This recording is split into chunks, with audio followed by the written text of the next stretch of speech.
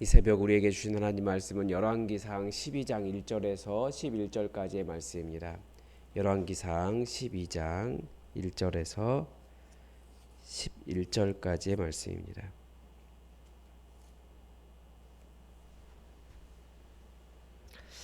우리 하나님의 말씀을 다 함께 받들어 읽겠습니다.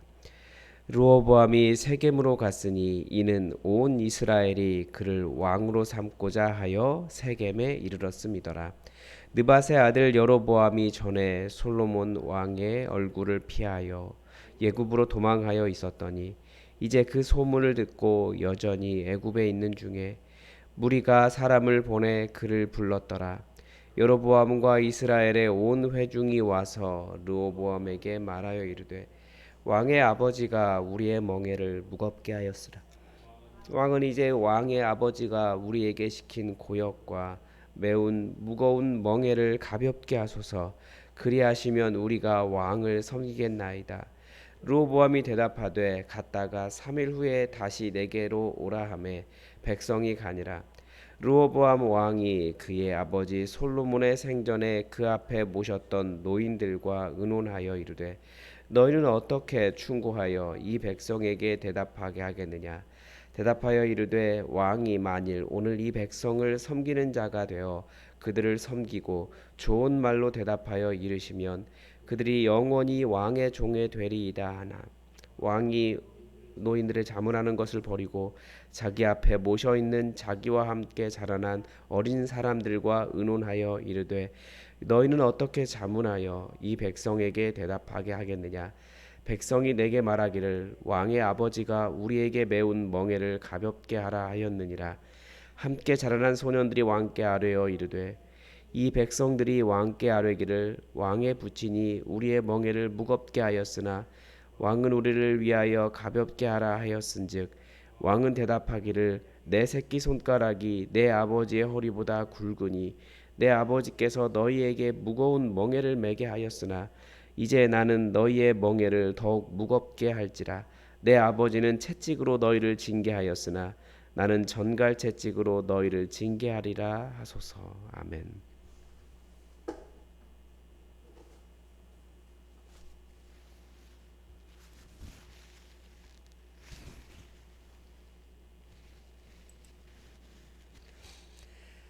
이스라엘은 우리가 생각하기에 한 나라, 아브라함의 한 자손 이렇게 생각하지만 맞는 말이지만 이게 이스라엘은 12지파의 그 연맹체였습니다. 이때까지만 해도 그러니까 모두 아브라함의 자손이라고 하지만 이 정체성이라고 하는 게 이 공동체가 이 동맹체가 북이스라엘 10지파와 남유다 2지파가 성격이 너무 달랐더라는 겁니다. 어떤 학자들은 그래서 너무 이렇게 다르고 자꾸 구분이 되니까 혈통으로 아브라함의 자손이 아니다라고 주장하는 사람도 있었습니다. 실제로 이 이스라엘이 통합 왕국을 이룬 시기는 사울, 다윗, 솔로몬까지가 전부였습니다. 이스라엘은 불안불안했던 거죠. 통일 연맹체를 이루고 있기에. 실제로 다윗도 어떻습니까? 7년간 북이스라엘의 왕으로 인정받지 못하고 헤브론에서 왕으로 지냈습니다. 그리고 그 7년 이후에야 북이스라엘 사람들이 와서 이제 당신이 우리의 왕이 되어 주십시오. 그때부터 이제 통합 왕국의 왕이 되었습니다. 하나님께서 여로보암에게 10지파를 주겠다라고 하신 것도 이 북이스라엘 10지파를 의미하고 있는 겁니다. 그리고 그 불안 요인이 그러니까 하나 듣지 못한 요인이 이 솔로몬의 통치 40년 이후에 다시 어떤 꿈틀거리고 있는 거죠. 이 솔로몬이 죽고 난 이후에 솔로몬의 아들 르호보암이 이스라엘의 왕이 되었습니다. 르호보암이 당시 이스라엘의 성소였던 세겜으로 가서 왕이 되는 의식을 치렀습니다. 그런데 이때 사람들은 솔로몬을 대적했던 여로보암을 다시 불렀습니다. 3절에 보면 이스라엘의 온 회중이 여로보암을 대동하고 르호보암에게 말했다라고 되어 있습니다. 그러니까 이스라엘 회중이 원하는 것이 있었고 그 대표자로 여로보암을 세우고 왔다라는 것을 알 수 있습니다. 4절에 그 이유가 나옵니다. 왕의 아버지가 우리의 멍에를 무겁게 하였으나 왕은 이제 왕의 아버지가 우리에게 시킨 고역과 매운 무거운 멍에를 가볍게 하소서. 그리하면 우리가 왕을 섬기겠나이다. 이스라엘 사람들이, 그러니까 북이스라엘 사람들이 르호보암을 왕으로 섬길지 말지, 왕으로 인정할지 말지에 대한 어떤 일종의 조건이 이것이었다라는 거죠. 선임 왕이었던 솔로몬이 그의 통치 기간 동안 엄청난 건축 사업을 계속해 왔다라는 것을 우리는 앞에서 보았습니다. 그래서 국민들의 삶이 너무나 힘들었던 겁니다. 일해야 되는데 3년에 한 번씩, 1년씩 일하러 갔어야 했습니다. 그러니까 너무나 힘든 거죠. 그리고 그 건축 사업을 하기 위해서 엄청난 돈도 들어갔을 겁니다. 그 모든 것들이 다 힘들었다라는 거예요. 비록 가나안 사람들을 그렇게 일꾼으로 사용했다라는 것을 기록하고 있지만, 그리고 이스라엘 사람들에게는 아무도 그 일을 시키지 않았다라고 되어 있지만, 실제로는 이스라엘 국민들의 삶이 너무나 힘들었다라는 거예요. 르호보암이 즉시 대답하지 않고 3일 뒤에 다시 와라 라고 말하면서 그 3일간 지혜를 구했습니다. 우선 솔로몬 시대에 솔로몬을 섬겼던 원로 대신들에게 물어봤습니다. 원로들은 뭐라고 이야기합니까? 왕은 섬기는 자입니다. 그러니까 먼저 섬겨야 백성이 당신을 왕으로 인정하고 왕으로 섬길 겁니다 라고 조언을 했습니다. 그들의 말을 들어주라는 얘기죠. 그러나 르호보암은 이 원로들의 조언을 버리고 뭐라고 되어 있냐면, 자기 앞에 모셔 있는 자기와 함께 자란 사람, 즉 자기에게 좋은 이야기만 해주는 젊은 친구들, 자기 친구들의 말을 들었다는 겁니다. 이 친구들의 조언은 이때 왕으로서의 권위를 보여줘야 되는 것 아닙니까? 그 사람들이 그렇게 다가온 이유는 그러니까 르호보암 왕을 왕으로서 인정하지 않는 마음이 있기 때문에 조건을 거는 것 아니겠습니까? 그러니까 솔로몬보다 더 위대한 왕으로 자리매김할 수 있는 기회입니다. 이런 식의 조언을 했던 거예요.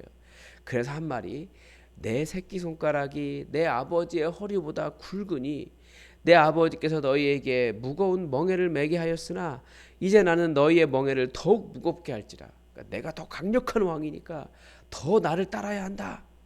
내 아버지는 채찍으로 너희를 징계하였으나 나는 전갈 채찍으로 너희를 징계하리라. 더 강한 말로 거절을 한 겁니다. 자기가 더 강한 왕이라는 거예요. 솔로몬의 아들 르호보암이 무엇을 놓치고 있는지 우리는 처음부터 잘 알 수 있습니다. 우선 인간적으로 볼 때도 이 경험 많은 원로들의 조언을 버리고 자기 편만 드는 젊은 친구들의 말을 들었습니다. 사실 사람이라는 존재가 혼자서 생각하는 존재가 아닙니다. 판단도 절대 혼자 하지 못합니다. 계속해서 내가 한 생각, 판단이 다른 사람들은 어떻게 생각하는가를 우리는 검증하려고 합니다. 결혼할 때도 그런 데잖아요. 주변에서 계속 좋은 사람이야 이렇게 이야기하면 못생긴 사람도 잘생겨 보인다는 거예요. 좋지 않은 사람도 좋아 보인다는 거죠. 이단들도 그렇습니다. 이단들이 쓰는 방법이 무엇이냐면, 주변 사람들이 계속 그 이단 교주를 칭찬하는 거예요. 그 이단 칭찬하고, 거기 괜찮은 것 같네. 그 이단 교주 나쁜 사람 아닌 것 같네. 계속 이야기하면 사람들이 그렇게 따라간다는 거예요. 왜 그러냐면, 이미 주변의 모든 사람들의 관계가 다 이단의 시나리오에 따라서 다 포유가 된 거죠, 그 사람이. 그러면 자기도 그 이단 교주가 진짜 새로운 그리스도인 것처럼 느끼는 겁니다. 사람은 듣는 것에 따라 달라집니다. 그러니까 우리가 신기하게 생각하는 최면이라고 하는 것도 그렇지 않습니까? 이 전문 용어로는 트랜스 상태라고 하는데, 우리나라에서는 흥미 위주로 발달하다 보니까 최면이라는 말로 통용되고 있습니다. 이 최면, 사람 조종하는 건데 이게 더 어떻게 합니까? 이것도 잘 보면 말로 하는 거예요. 이 트랜스 상태를 만들 방법이 이 뉴로 링귀스틱 프로그래밍이라고 해서 뇌신경을 그 언어로 프로그래밍 할 수 있다는 뜻입니다. 그러니까 사람을 조종할 수 있어요. 어떻게 해요? 말로요. 그러니까 사람은 어떻게 듣느냐, 무엇을 듣느냐에 따라서 바뀌는 존재입니다. 들으면 좋은 방향이든 나쁜 방향이든 사람은 반응하게 되어 있습니다. 그래서 사람은 잘 들어야 하는 거죠. 먼저 잘 들어야 할 것은 누굽니까? 무엇입니까? 사람입니다.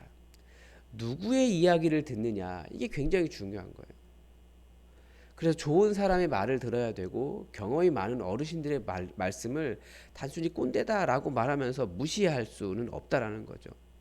그러니까 말하는 방법도 사실 필요하기는 해요. 예수님은 모든 사람이 칭찬하면 그 사람에게는 화가 있다라고 말씀하셨습니다. 따라서 무조건 내 편을 들어주는 사람도 필요하지만, 정말 애정을 가지고 때로는 마음 아픈 조언을 해주는 사람의 말도 들을 줄 알아야 하는 거죠. 그리스도인의 공동체도 그렇습니다. 우리는 우리 중에 누군가가 믿음의 길을 떠나 죄악된 길을 걸어갈 때 그 사람에게 바른 믿음의 조언을 할 수 있어야 됩니다. 그런데 이게 주로 관계가 잘못될까 봐 사람들이 잘 말하지 못합니다. 그런데 정말 좋은 사람은 누구이겠습니까? 관계가 어려워질 것을 각오하고도 그 사람에게 정말 믿음의 조언을 해줄 수 있는 사람이, 그런 사람이 사실은 공동체에 필요한 거고, 그런 사람이 많을수록 사람들이 잘못된 길이 아니라 믿음의 길을 바르게 걸어갈 수 있다라는 거죠. 그래서 우리는 좋은 이야기도 나쁜 이야기도 자존심 상하는 말도 내가 고쳐야 하는 커다란 문제에 직면할 때도 잘 드러낼 줄 알아야 됩니다. 힘들어도. 또 하나는 무엇을 듣느냐겠죠. 당연히 사람은 주로 자기에게 끌리는 말들을 듣습니다. 왜 끌리겠습니까? 이게 사람마다 각자의 이슈가 다르기 때문에 끌리는 말도 다릅니다. 아마 르호보암은 그 자신이 이제 왕이 되면서 통합 이스라엘을 이끌 만한 강력한 카리스마를 갖추어야 한다, 즉 강력한 왕권을 갖춰야 한다라고 생각했던 것 같습니다. 그게 그 르호보암이 가지고 있었던 그 시대의 이슈였습니다.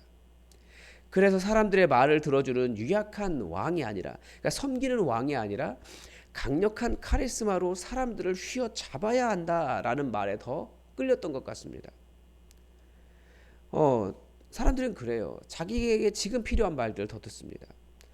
예전에 제가 아는 교인 중에 그 암 수술 받고 약 광고에 빠지신 분이 계셨습니다. 암이 낫는다라는 말에 무슨 영양제를 고가에 이렇게 구입하셨습니다. 그런데 아무리 내용물을 살펴봐도 그냥 종합 영양제예요. 그런데 이게 무슨 만병통치약인 것처럼 아무리 그게 그런 약이 아니다라고 말씀을 드려도 그분은 믿지 않으셨습니다. 그런데 더구나 이 약을 파는 사람들이 또 그분들에게 이슈가 있었어요. 어떤 한 교회에, 그 작은 교회에 목사님부터 시작해서 교인들이었습니다. 온 교인들이었어요. 그래서 모든 교인들, 그분들의 이슈는 뭐냐면 교회가 작았기 때문에 이 약을 팔아서 교회 그 선교에 쓰겠다고, 많은 선교에 쓰겠다고 했지만 제가 보기엔 약장사였어요. 그 교회조차도 역시 돈이라고 하는 이슈가 그 작은 교회에 있었기 때문에 분별이 되지 않은 겁니다. 거기에 끌려서. 무엇을 듣느냐는 내가 중요하게 생각하는 내용에 따라 더 잘 들리게 되는 거죠. 정말 분별이 필요한 겁니다. 우리는 무엇을 들어야 할까요? 성경은 계속해서 딱 하나, 예수 그리스도의 복음을 들어야 한다라고 가르쳐줍니다. 한국 교회는 소위 복받는 메시지에 매우 예민했습니다. 그래서 심지어 복음, 예수 그리스도의 오심이라고 하는 그 예수 그리스도의 소식조차도 복음, 그러니까 복받는 소식 이렇게 바꿔서 잘 살고 형통하고 이런 것으로 전부 다 바꿔버렸어요. 물론 가난하고 어렵고 억압받는 어려운 시대를 살아가는 삶의 자리가, 그런 메시지가 필요했던 것도 사실입니다. 그러나 복음을, 우린 다시 돌아올 때가 됐어요. 복음을 들어야 됩니다. 복음은 예수님의 성육신, 하나님이신 예수님이 우리에게 오신다라고 하는 그 성육신과 십자가를 요구합니다. 복음은 예수님의 생명 정도는 되어야 해결될 정도로 나의 죄인됨이 너무나 크다라고 고발을 하고 있잖아요. 그러니까 이 복음을 들으면 다른 사람 정죄할 수 없어요. 왜냐하면 그 사람 정죄하기 전에 내가 더 큰 죄인이거든요. 또한 복음은 예수님께서 당신의 생명을 기꺼이 내어주실 정도로 우리를 사랑하신다라고 말합니다. 이 소식을 들으면 세상이, 사탄이, 주변 사람들이 나에게 어떠한 부정적인 메시지를 주어도 얼마든지 이겨낼 수 있습니다. 믿음은 들음에서 난다라고 했습니다. 좋은 믿음은 잘 듣는 것과 연결이 되어 있습니다.